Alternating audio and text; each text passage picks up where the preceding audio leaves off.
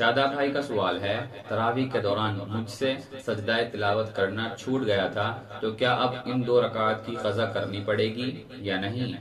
تراویح پڑھنے والوں کے ساتھ بہت سی مرتبہ یہ مسئلہ پیش آتا ہے کہ وہ تراویح کے دوران آیت سجدہ تلاوت کی اور سجدہ تلاوت کرنا بھول جاتے ہیں، تو وہ مسئلہ معلوم نہ ہونے کی وجہ سے یہ کرتے ہیں کہ دوسری مرتبہ وہی 2 رکعات پڑھتے ہیں اور ان میں وہی قرات کرتے ہیں جو پہلے 2 رکعات میں کی تھی، اور پھر جب وہ سجدے کی آیت آتی ہے تو اس پر سجدے تلاوت کرتے ہیں۔ حالانکہ جاننا چاہیے کہ یہ درست نہیں ہے۔ جب ایک مرتبہ نماز میں آیت سجدہ تلاوت کی تو اسی وقت سجدے تلاوت کرنا ضروری ہے۔ ایسا ہو سکتا ہے کہ اسی آیت پر اگر کوئی بھول گیا